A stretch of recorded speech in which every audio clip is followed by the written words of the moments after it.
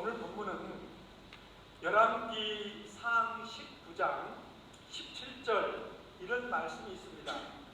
하사엘의 칼을 피하는 자를 에후가 죽일 것이요 에후의 칼을 피하는 자를 엘리사가 죽일 것이다. 이것은 하나님께서 절망 속에 빠져 있었던 엘리야에게 사명을 주면서 했던 그 사명의 결과, 사명에 대한 예언의 말씀이었습니다.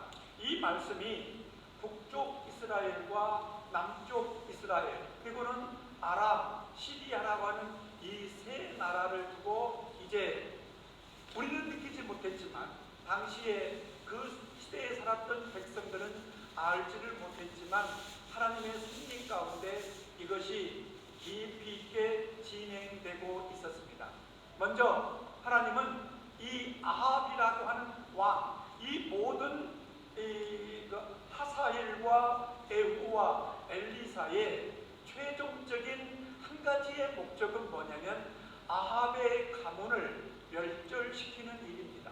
이 한 악한 가정, 바알을 숭배한 이 가정을 멸망시키기 위해서 이와 같이 하나님은 아람이란 나라의 하사엘, 그 다음에 북쪽 이스라엘의 아합의 군대 장관이었던 에후라고 하는 사람, 그리고 하나님의 종 엘리사를 세워가지고 세 방면에서 이렇게 협곡을 해가지고 협력을 해서 이 문제를 해결하도록 하신 것이에요.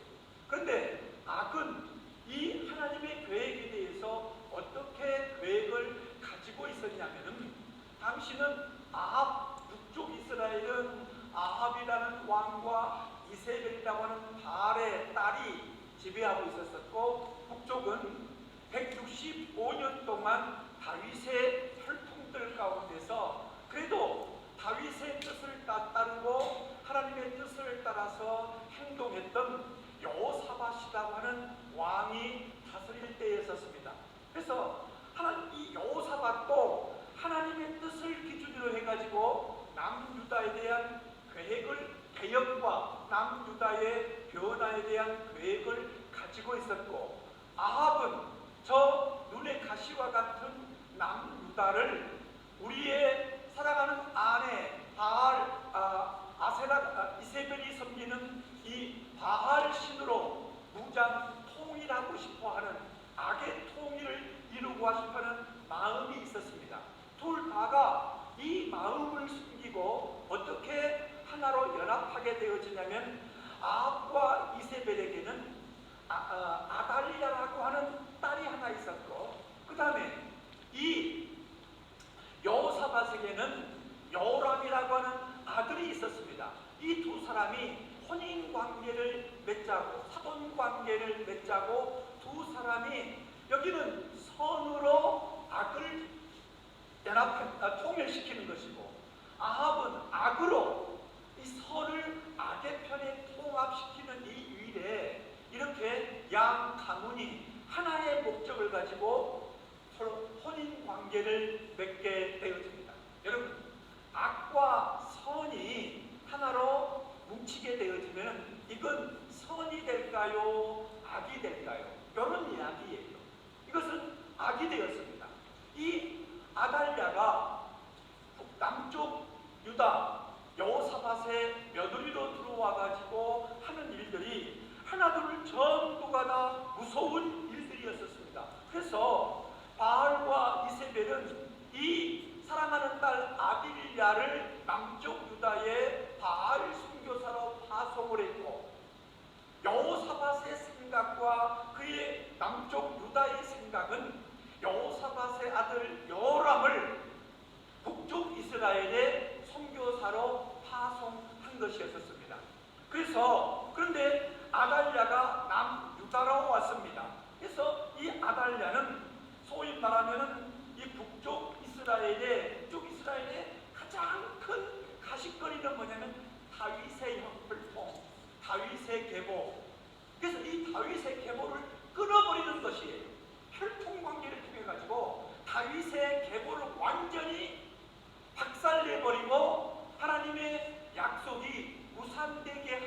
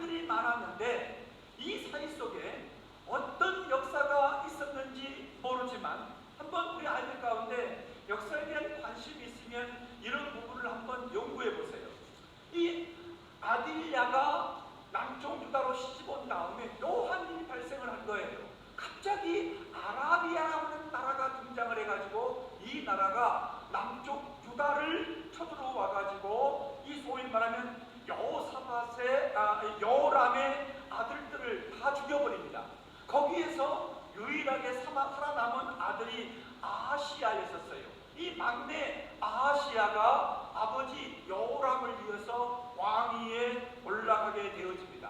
이때부터 이 성경에 자주 기록되어진 것이 뭐냐면 이 아딜랴라고 하는 바알의 선교사, 소위 말하면 여호사밧의 며느리이고 이 아하시아의 어머니가 국정 간섭을 하기 시작합니다. 그 간섭이 뭐였냐면은 다윗의 길로 행하지 말고 아합의 집의 길로 행하도록 아들을 자꾸 말하는 것이에요. 여러분, 우리 부모님들 이걸 보면서 정말로 깨달아야 돼요.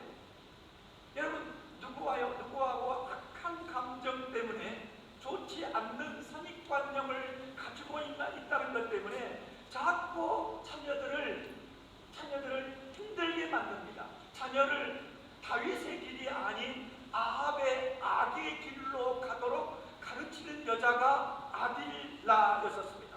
그래서 아달랴로 인해서 남유다 여호사밧의 왕은 또 시집을 와가지고 이 아딜랴가 자기 아버지, 친정 아버지 아합이 길르앗 아람과의 전쟁이에요. 아람과 전쟁을 길르앗 나못에 사는데 이 며느리가 있으니까 시아버지가 며느리 체면 때문에 이 전쟁을 멀리할 수가 없었습니다. 거기다가 아합 왕이 우리 함께 우리 눈의 가시와 같은 아람의 하사엘을 칩시다 라고 하니까 이게 소위 말하면 대의 명분도 맞고 혈통관계 속에서도 그렇게 있으면 안 된 관계가 되어지니까 여호사밧이 전쟁을 참여합니다. 그런데 묘하게 이 아버지가 죽고 형들이 전부 다 아라비아에 죽고 자기가 왕의 혈통계통이 아닌 아하시아 막내 아들이 올라갔는데 그 아들이 올라갈 때도 북이스라엘과 요람이 길르앗 라못에서 똑같이 전쟁이 있었습니다. 이 전쟁에 이 어머니 아달랴가 이 아들 아하시아에게 자꾸 합니다. 야, 이놈 너씨가 너희 외할아버지 집 아니니? 너희 외할아버지가 전쟁하는데 가만히 있으면 안 되잖니? 하면서 아들을 꼬드겨가지고 이 아들이 이 두 번째 아람과의 전쟁에 남유다가 참여할 적에는 북쪽 이스라엘의 요람 왕이 초청을 하지를 않았었습니다. 그런데 참여를 해요. 참여를 합니다. 이 전쟁에서 이 소위 말하면 북쪽 이스라엘의 요람 왕이 남쪽 아람 군대가 쏘는 화살에 맞아가지고 부상을 입어가지고 이스라엘에서 치료를 받고 있다는 소식을 들어요. 그때 다른 전선을 맡고 있었던 이 아하시아가 전쟁도 하기 싫고 앞에 아람 군대도 무섭고 또 대의 명분 하나가 생겼어요. 뭐예요? 자기의 소위 말하면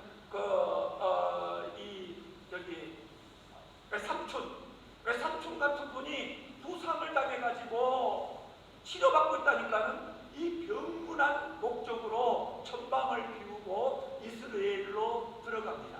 이 사이 속에서 무슨 일이 발생을 해요? 엘리사가 하나님의 성령의 감동으로 그의 제자 가운데 한 명을 택해가지고 이 전방 부대 예후라고 하는 장군이 지금 아람과 대치하고 있는 이 전방 부대를 방문해가지고 예후에게 왕으로 기름 부으라고 하는 사건이 발생을 합니다.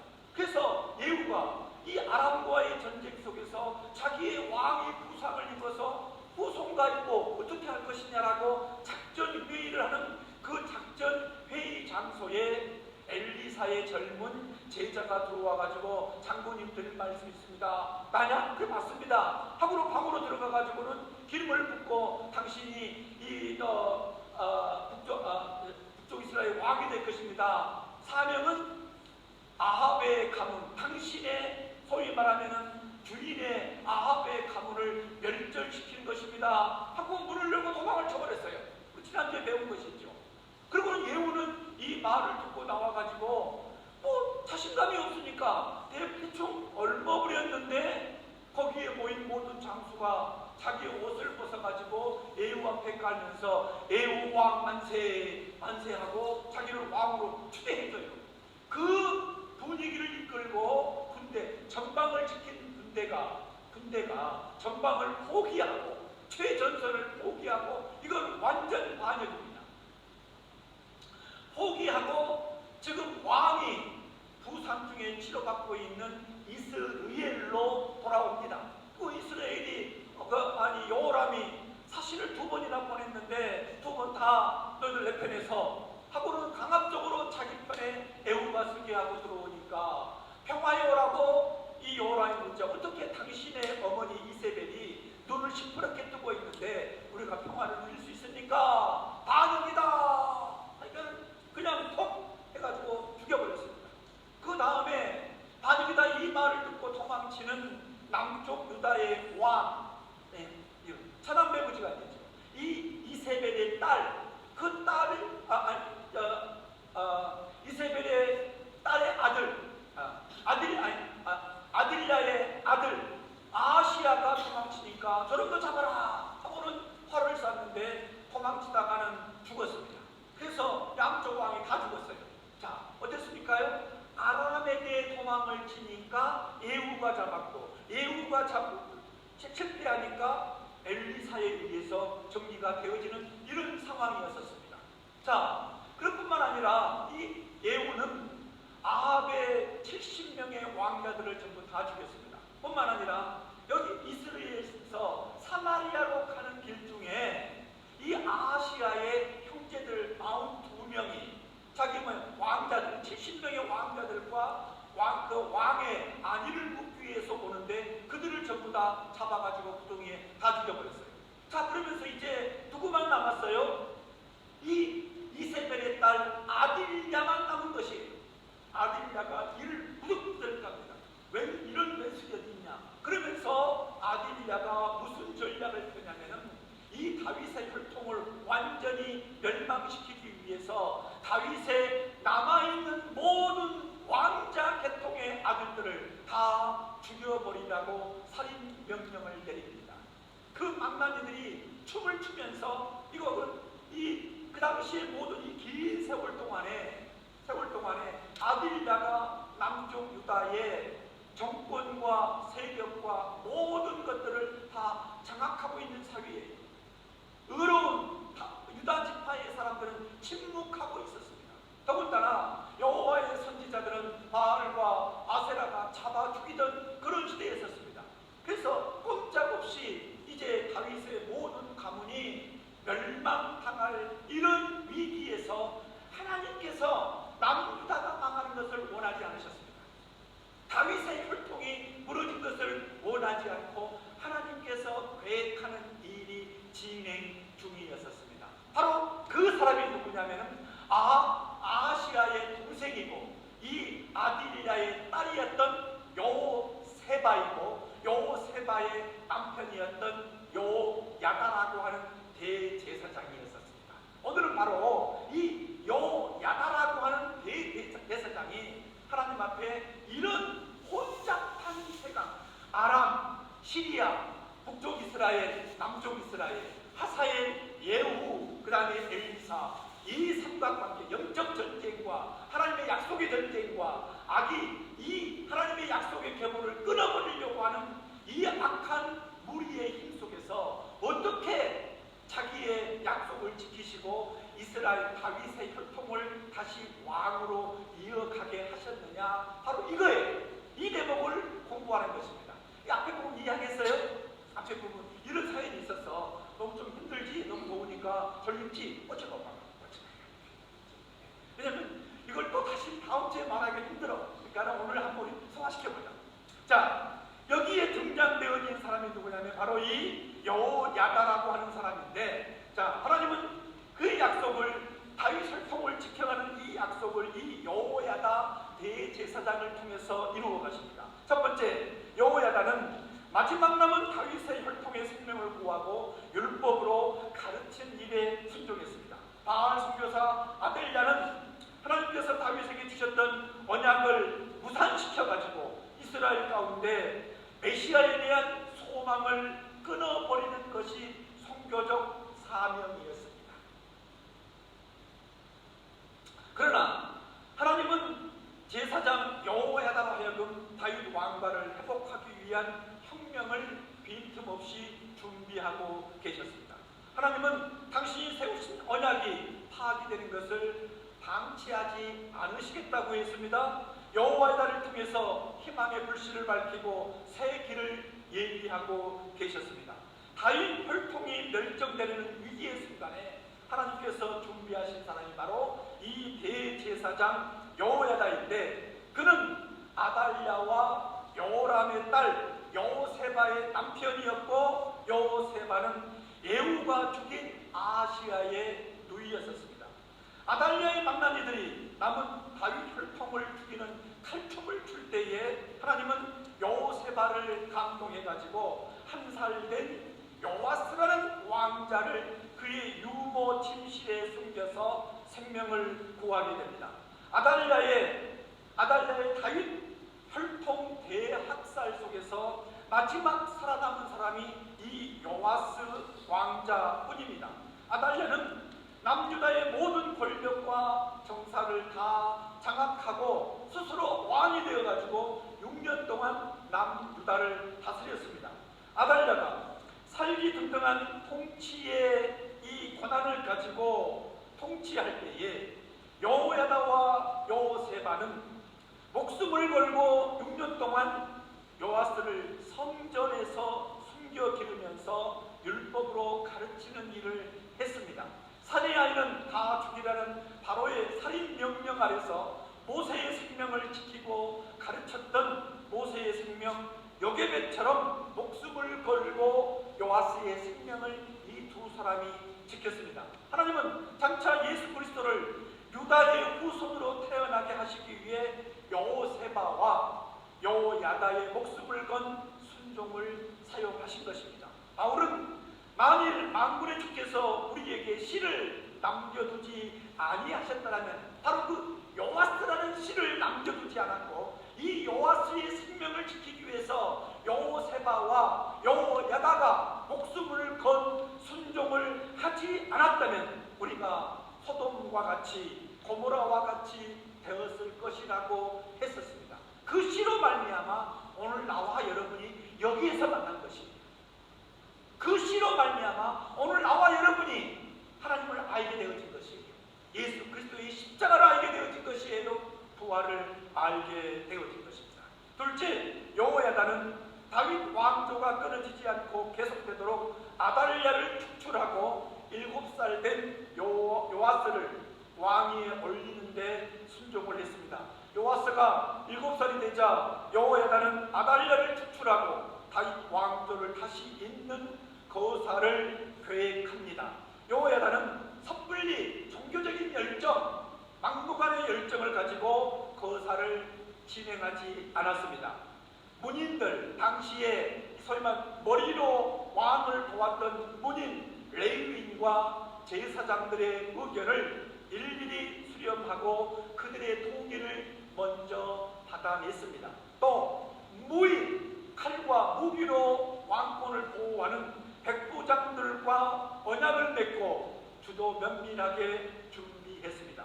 그럼 먼저 언약을 맺은 백부장과 호위병들, 이 성전에서 여호야다를 지키는 호위병들에게 요아스 왕자를 보여주고, 요아스 왕자가 다윗 혈통의 합법적인 왕위 계승자임을 알렸습니다. 그리고는 거사 일을 안식일로 정하고 왕궁에서 이 성전으로 오는 주요 거점에 세 곳에 이 백부장의 군사들을 다 배치해가지고 아달랴의 왕궁 세력이 성전으로 들어오는 길을 차단했습니다. 거사 당일 안식일입니다.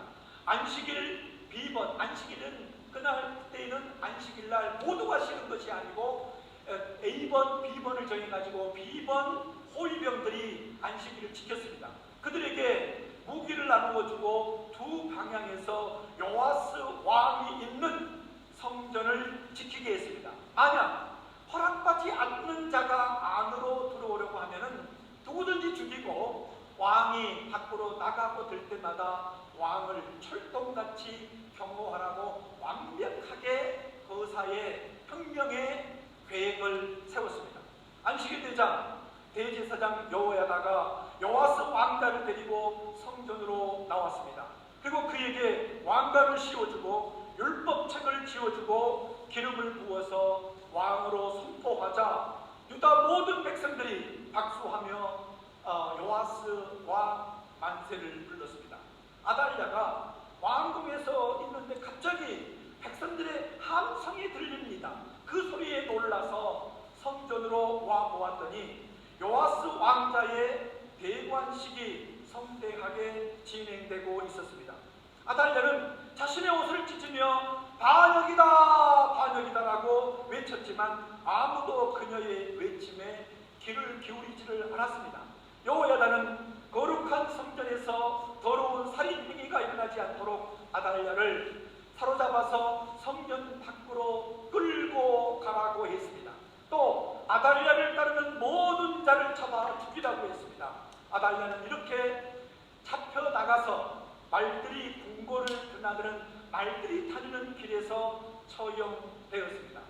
하나님을 떠나 바알과 아세라를 숭배하던 아합은 적의 화살에 아람 군대의 화살에 맞아 죽었고 엣바알의 딸 이세벨은 능지처참되어져서 개에게 뜯기 얻고 다윗 왕조를 말살하려던 바알 선교사 아달랴는 말들이 다니는 길에서 죽었습니다. 그리고 아달랴가 시집 오면서 데려온 바알 제사장 마땅도 이렇게 죽었습니다. 여호야다는 7살 된 요아스 왕이 통치하는데 방해되는 세력을 모조리 처리하는데 순종했습니다. 아달랴에게 밀붙은 정치 세력, 우상의 인적 세력을 완전히 정리했습니다. 보일르 우상, 바알 신당을 허물고 그 제단들과 우상들을 백성들이 이 여호야다의 명령을 따라서 철저하게 깨뜨렸습니다. 이것은 살아계신 하나님을 섬기는 백성들을 보이는 편리함으로 유혹하며 마음의 성전을 짓지 못하게 하는 것들이었습니다. 또 여호야다는 성전에 경비병들을 세워가지고 더 이상 바알 세력이 성전에 접근하지 못하도록 혁명에 성공했습니다. 세 번째, 여호야다는 이것은 지금 외부에 대해서 외부를 물리치는 것을 혁명이라고 합니다. 그런데 내부를 쳐부셔가지고 내부의 악을 없애는 것을 개혁이라고 해요. 우리 교단은, 목사님이 속한 교단은 개혁주의입니다. 개혁주의는 혁명을 지향하지 않습니다. 혁명을 지향하지 않습니다. 개혁을 지향합니다. 혁명은 보이는 외부의 대상을 죽이는 것이고, 개혁은 나를 죽이는 것이에요. 이제 여호야다는 내부 개혁과 예배 개혁에 순종했습니다. 여호야다는 여기서 개혁을 멈추지 않고 이스라엘 내부를 개혁해 나갔습니다. 아달랴와 바알을 섬기는 무리가 이렇게까지 남유다에서 활개를 친 데는 이스라엘 내부가 부패해서입니다. 이스라엘은 하나님의 언약에서 떠나는 순간부터 타락했습니다. 여호야다는 여호사밧 이후 하나님과 멀어졌던 이스라엘 백성들이 하나님의 약속으로 다시 돌아오는 길을 위해서 내부를 개혁해 나갔습니다. 내부 개혁은 철저하게 하나님의 말씀, 하나님의 약속이 중심이었습니다. 하나님과 맺은 약속의 핵심 내용은 이스라엘 모든 사람은 하나님의 백성이고 오직 여호와 이스라엘의 하나님, 참 하나님만 신으로 섬기는 자라는 것입니다. 여호야다는 백성들이 하나님께서 다윗과 세우신 언약을 회복하도록 율법을 가르쳤습니다. 그 약속을 따라 왕은 백성들을 하나님의 말씀으로 통치하고 백성들은 왕에게 하나님의 말씀을 따라서 순종하도록 했습니다. 개혁은 과거를 덮어주는 것도 아니고 새로운 일을 하는 것도 아닙니다. 정상으로 회복시키는 일이 개혁입니다. 그래서 이것은 개혁의 대상은 나인 것이에요. 교회의 개혁은 말씀으로 돌아가는 것입니다. 루터가 종교 개혁을 할 때도 개혁의 핵심 표현은 말씀으로 돌아가자 했었습니다. 교회 개혁의 주체는 하나님의 말씀이고 개혁의 대상은 항상 자기 자신입니다. 나를 개혁하지 못하면 또 다른 변형된 죄가 나를 통해서 세상에 번져나갑니다. 여러분 잘 기억하십시오. 예수를 믿잖아요. 예수를 믿고 나를 개혁하지 못하면 내 안에 죄의 F1이 만들어져요. 변형 바이러스가 만들어집니다. 계속해서 코로나 바이러스가 변형되어진 것처럼 이 변형된 바이러스가 세상을 더 악하게 합니다. 근데 묘하게 그들의 이름은 예수의 이름이에요. 그래서 우리는 이것을 구분하기 어렵습니다. 구분할 수 있는 한 가지 방법은 그냥 나냐, 나를 향한 말씀이면 개혁을 하고 있는 자인 것입니다. 솔로몬 이후에 특별히 아달랴가 남유다에 들어온 이후에 남유다의 예배는 마음의 성전에서 보이는 산당과 바알과 아세라 신상이 중심이 되어 있었습니다. 여호와 야다는 이들 우상을 제어하고 하나님의 약속이 중심이 된 예배를 회복시켰습니다. 여호와 야다의 예배는 번제가 중심이었습니다. 그래서 역대하 24장 14절을 보게 되면 여호와 야다라는 사람은 평생 동안 여호와의 성전에서 항상 번제만 드렸습니다. 항상 번제만 드렸어요. 여러분 이것이 예배의 기본입니다. 우리 개신교는 이 여호와 야다의 번제를 드리는 이 예배의 뿌리를 두고 있는 것입니다. 그래서 우리 예배는 예수 그리스도를 떠나서는 드릴 수 없는 예배입니다. 우리의 모든 예배와 기도와 말씀 속에 예수 그리스도가 핵심에서 빠지는 것은 우상이 되어져요. 얘들아 알겠니? 어디 한국을 가고 미국을 가가지고 교회를 선택할 적에 예수가 중심이 된 교회냐, 예수가 중심에서 빠져버린 교회냐, 이것만 선택하면 되는 것이. 그 일을 여호와야다가 남유다와 북유다로 나뉘어 싸울 때에 엘리사의 계통 하사엘도 에후도 처리하지 못하면 엘리사가 처리할 것이야 라고 하는 그 말의 결론이 바로 이 여호야다의 예배의 개혁을 말하는 것이에요. 그래서 여호야다는 그 메시아 중심, 구세주 중심, 다윗 언약의 핵심 중심, 예수 그리스도가 중심인 예배, 이 번제를 평생 드리면서 한 것이에요. 여러분 가정예배 드릴 적에도 다 필요 없습니다. 예수님 오늘도 우리 가정의 주인 되어주세요. 우리의 왕 되어주세요.